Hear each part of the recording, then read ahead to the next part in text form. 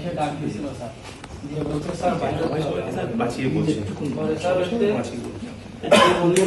গোসল মোসল করে রেডি হতি স্যার। পরে স্যার গোসল মোসল করে রেডি হয়ে স্যার সে তখন কটা বাজে গোসল করে রেডি হতে? সেই কেমন স্যার 2টা 1:30 বাজে। কে বললো গোসল করে রেডি হতে? আমানুল্লাহ স্যার। আচ্ছা, তারপরে পরে স্যার রেডিমেড হওয়ার পরে স্যার আমার জামা কাপড় ছিল নিচে রই। তুই তো জানতো সোজে পুলিশ একটা ঘটনা করছিস, জানিস না? দেখিয়ে আসছিস না না, তুই তো দেখিয়ে আসছে সবই করলি, তুই সুন্দর করে ঘুমাইলি। ঘুমানোর তোর কি একটা মনে হলো না যে তোর একটা ঘটনা করতেছে, আমি এতে পালাই বা এতে কোথাও যাই, মনে হয়ে গেছে? ওই যে স্যার। হ্যাঁ জি স্যার। তুই যাস না কেন? আমার কাগজপত্র হাতে কোনোটাই এর চেয়ে বড় যদি যদি এখানে পুলিশ আসে বা কোনো ঘটনা ঘটে, তুই কি দাঁড়াতে পারবি? না স্যার। তোর সামনে তুই পালালি না কেন? কথা বলে লাভ নেই, সত্যি কথা বল। কথা বলে লাভ নেই, বরং বলে ফেললে বরং তোর এই হিটও হবে না, আঘাত হবে না। এই প্রতিদিন বলে ফেললে, সুন্দর করে বলে ফেল, এবার সব শেষ। যে ঘটনা কি ঘটাইছে, কি ঘটে, আমরা তো তাকে শাস্তি দিতে চাই না, আমাদের উদ্দেশ্য শাস্তি হবে, ঘটনা স্বীকার করে ফেলে। শাহিন, আমরা তার পর্যন্ত যেতে চাই। তোর মতো আমজনতা ই করে তো আমাদের কোনো লাভ নেই। স্যার এত কষ্ট করে আসছে কি জন্য? শাহিনকে ধর আমাদের উদ্দেশ্য। এখানে তুই কি, তোর হয়তো 5,000 10,000 50,000 টাকা দিচ্ছে, এর বেশি কিছু তো তুই আর পাস নাই। স্যার আমার শুধু স্যার ঈদের সময় আসছিলেন 5,000 টাকা দিয়েছিল স্যার। আর যেদিনকে লাগেজটা নিয়ে বাইরে হয়েছিলাম আমানুল্লাহর সঙ্গে, ওই দিনকে স্যার 6,000 টাকা দিয়েছিল স্যার। আচ্ছা, তারপরে লাগেজের কথা বললি, লাগেজটা হলো কোথা থেকে, কে কখন দিল? এইখানে বসাছিলাম, মুরব্বী বসে রেডি হওয়ার কথা, রেডি এইখানে বসাছিলাম, বাইরে যায় ওইখানে সিগারেট খাচ্ছিলাম। আচ্ছা, সিগারেট খাচ্ছিলাম বাইরে যায় ওইখানে, ওইখানে যায় সিগারেট খেয়ে স্যার যখন এখানে আসি তখন আসছিলেন ওই মুরব্বী মা। তার আগে বলছিল রেডি হওয়ার কথা, আমি রেডি হয়ে গেছি। পরে ওই মুরব্বী আসছিলেন স্যার, ওইখানে আসছি, আমার এইখানেই আসছি।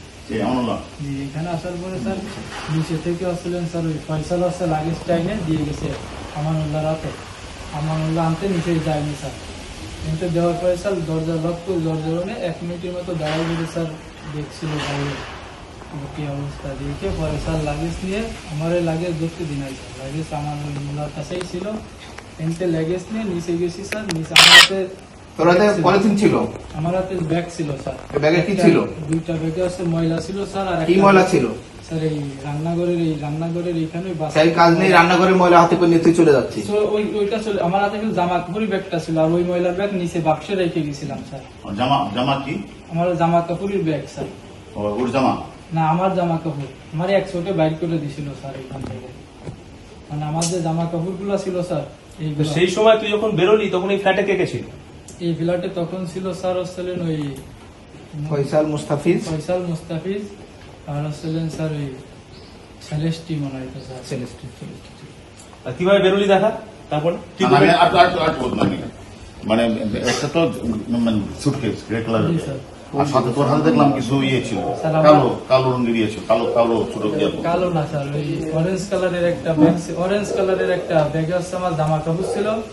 আর এই জায়গাটা কিছু ব্যাগ ছিল, এখান থেকে কিছু ব্যাগ আসতে দিয়ে ওই স্টেটের যত ময়লা, ওই ময়লা স্যার ওতে ঢাইলে দিয়ে এই ময়লার ব্যাগ দুটো স্যার হলো নিচে একটা বাক্স আছে, বাস্কেট, ওতে রেখে দিয়েছিলাম স্যার।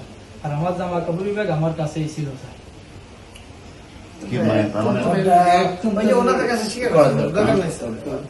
তারপরে কোথা দিয়ে কি করলি? কোথা দিয়ে বেরিয়ে কোথা দিয়ে লিফটে নামলি? ওটা স্যার নিয়ে নি বা সামনে সব ঠিক আছে।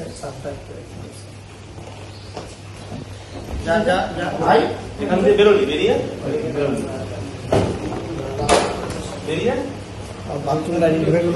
কোন বাথরুমের কাছে ওইটা হয়েছে? বাথরুম ধরিয়ে আমরা চেক করি। কে বেরোলি বেরিয়ে নিচে গেলি?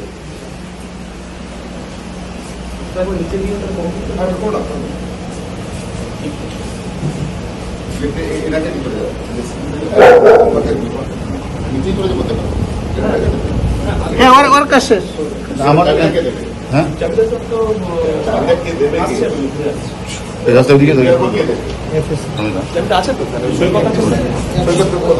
চাবিটা দিয়ে দাও তুমি।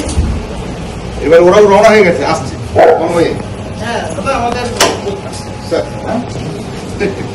তারপরে এখান দিয়ে কে কে নামলি?